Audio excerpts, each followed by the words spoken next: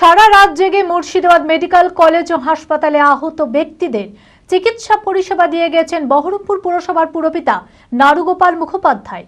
কাউকে রক্ত দেয়া তো কারোর গাড়ির ব্যবস্থা করে তাকে কলকাতায় পাঠানো। শুধু তাই নয়, লোকসভা ভোটে ইউসুফ পাঠানকে জেতাতেও দিনরাত পরিশ্রম করে গিয়েছেন এই তরুণ নেতা। তাই মুখ্যমন্ত্রী মমতা বন্দ্যোপাধ্যায় মুর্শিদাবাদে আসায় কিছুটা হলেও আশাবাদী পুরপিতা নারুগোপাল মুখোপাধ্যায়। মানসিক স্বাস্থ্যের জন্য সবার আগে যে নামটি মনে ভেসে ওঠে, সুস্থ মনের ঠিকানা মনোবীক্ষণ। যোগাযোগ নাম্বার 7477799516। দেখুন, মুখ্যমন্ত্রী আসা মানে সবসময় মুর্শিদাবাদ জেলার ক্ষেত্রে আলাদা একটা উন্মাদনা থাকে, কারণ এখানে মুর্শিদাবাদ জেলা যেভাবে তৃণমূল কংগ্রেসের এখন গড় হয়ে গেছে, সেই গড়টাকে এবার আর একটা তাৎপর্যপূর্ণভাবে হলো 3টে এমপি, বিশেষ করে বহরমপুরের সিটটা দীর্ঘ 25 বছর পর এবার তৃণমূল কংগ্রেস পেয়েছে এবং ইউসুফ পাঠান সেখানে আমাদের এমপি হয়েছে অধীর চৌধুরীকে হারিয়ে। তো বাড়তি একটা তো চাহিদা থাকবেই, এবং সেখানে যে পেন্ডিং কাজগুলো আছে, বিশেষ করে ইউনিভার্সিটি কাজগুলো আছে, সেইগুলোকে ডেভেলপ করার একটা চিন্তাভাবনা একটা থাকবে, নিশ্চয়ই মাননীয় মুখ্যমন্ত্রী থাকবে। তারপর আমাদের যেহেতু এগ্রিকালচার জেলা, এগ্রিকালচার এবং ফুড প্রসেসিংয়ের জেলা, সেগুলোতে বেশি করে যাতে ইনভলভ হতে পারে কর্মসংস্থানের ব্যাপারটা, এটা থাকবে। এমএসএমইতে নিশ্চয়ই সেলফ হেল্প গ্রুপ বা মহিলাদের কাজের ব্যাপারটা সেটা থাকবে, এবং যেগুলো অটোমেটিক বেনিফিশিয়ারি দুয়ারে সরকার তো চলছেই, সেগুলো আরও সরলীকরণ করে সেগুলো ত্বরান্বিত হবে। একগুচ্ছ প্রকল্প তো থাকবেই, এটা আমাদের প্রতিবারই পাই, এবং বাড়তি কিছু আবার পাবো, এটা আমরা মুর্শিদাবাদ হিসেবে আশা রাখছি। দেখুন, মুখ্যমন্ত্রী এটা প্রশাসনিক সভায় আসছেন। মুখ্যমন্ত্রী আসার মানে হচ্ছে আমাদের জেলার ক্ষেত্রে একটা আশীর্বাদ, এটা একরকম। এবং তিনি এত মাল্টিপারপাস ডেভেলপমেন্ট এখানে করছেন, প্রত্যেক দিন তার ডেভেলপমেন্টে যে ইন্ডেক্স প্যারামিটার বাড়ছে বিভিন্ন অ্যাঙ্গেল থেকে, আর্থসামাজিক দিক মূলত। এখন তার একটা প্ল্যানিং আছে, তাহলে ডেভেলপমেন্টের ব্যাপারে নিশ্চয়ই কিছু যদি উনি আলাদা কিছু একটা সারপ্রাইজ দেবেন, এটা আমরা আশা করি।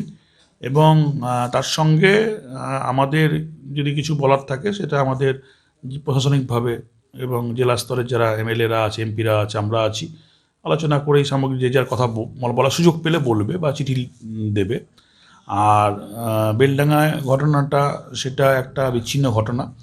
বেলডাঙ্গা ঘটনা যেদিন ঘটলো সেদিন আমরাও বিভিন্ন ওই প্রোগ্রাম, কার্তিক পুজো ছিল, প্রোগ্রামের মধ্যে ছিলাম, এবং পরবর্তী সময়ে আমাকে মাননীয় মন্ত্রী ফিরহাদ হাকিম সাহেব ফোন করেন এবং বলেন, দিদি বলেছেন যে বহরমপুর মেডিকেল কলেজটা যারা ওখানে আহত হয়েছে তাদেরকে করতে, ট্রিটমেন্ট হয় থাকতে। এবং ওদিকে আমাদের রবিউল আলম চৌধুরী ছিল আমাদের রেজিনগরে, বেলডাঙ্গাটা, উনি আর আমি এদিকটা কভার করছিলাম। তো মূলত আমাদের যে ঘটনাটা ঘটেছে, সেই ঘটনা তো একটা বিচ্ছিন্ন ঘটনা, এবং পুলিশ প্রশাসন থেকে আরম্ভ করে সবাই সেটাকে খুব সুন্দরভাবে মোকাবেলা করেছে।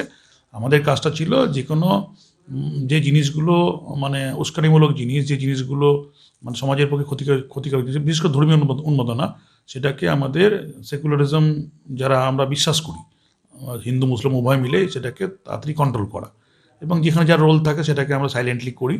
মেডিকেল কলেজে যেদিন আমি ছিলাম আমাদের মাননীয় মুখ্যমন্ত্রীর নির্দেশে, মোটামুটি প্রায় 25 থেকে 30 জন হিন্দু মুসলিম উভয়ে যারা ওখানে আহত হয়েছিল, তাদেরকে পরিষেবা দেওয়া থেকে আরম্ভ করে, হোটেল ব্যবস্থা করা থেকে আরম্ভ করে, থাকার ব্যবস্থা থেকে আরম্ভ করে, সবটাই আমি এবং আমার টিম সবাই করেছিল। ওখানে যে সাফল্য আছে, দেখুন, দীর্ঘদিন থেকে একজন এখানে এমপি ছিলেন অধীরবাবু, এবং সেখানে আমাদের সব কিছু নিরিখে তাকে হারিয়েছে আমাদের ইউসুফ পাঠান।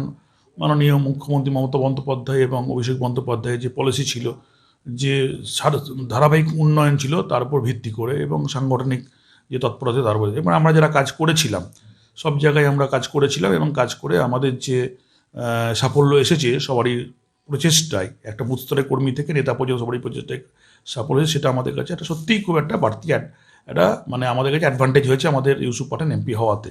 এবং ইতিমধ্যে ইউসুফ পাঠান এমপি হওয়াতে কিছু প্রপোজাল জমা দিয়েছে, জুলজিক্যাল পার্ক থেকে আরম্ভ করে বাদবাকি রেলের যে কাজগুলো যেগুলো পেন্ডিং হয়ে পড়েছিল, রেলওয়ে ওভারব্রিজ থেকে, সেগুলো অলরেডি মোবিলাইজ করছে কাজগুলো করার জন্য।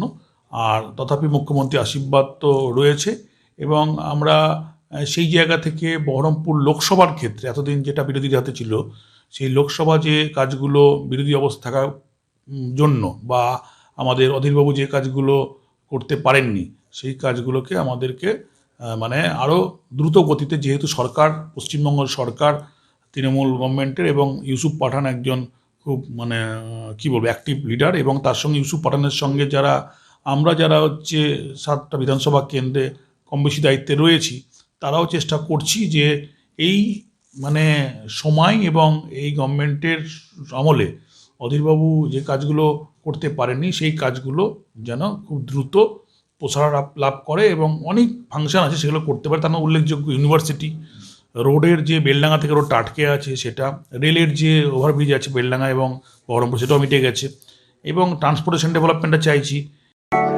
LMET international school senior secondary school admission going on. সন্তানদের উজ্জ্বল ভবিষ্যৎ করতে আন্তর্জাতিক মানের সুসজ্জিত পরিকাঠামো নিয়ে এলো এলএমইটি ইন্টারন্যাশনাল স্কুল। থাকছে আধুনিক মানের পড়াশোনা, গান, নাচ, কম্পিউটার, ফিজিক্স ও কেমিস্ট্রির অত্যাধুনিক ল্যাবরেটরি, খেলাধুলার সুবিশাল মাঠ, ক্যান্টিন সহ আরও অনেক কিছু। রয়েছে সুসজ্জিত হোস্টেলে থাকার সুব্যবস্থা। ছাত্রছাত্রীদের যাতায়াতের কোনো চিন্তা নেই, রয়েছে বাস পরিষেবাও। আমাদের ঠিকানা বোরগাছি, বলরামপুর, মুর্শিদাবাদ। ডোমকলেও আমাদের শাখা রয়েছে, ঠিকানা গাবতলা ভাতশালা, ডোমকল, মুর্শিদাবাদ। অপর শাখা চোয়া, হরিহরপাড়া থানার পাশে।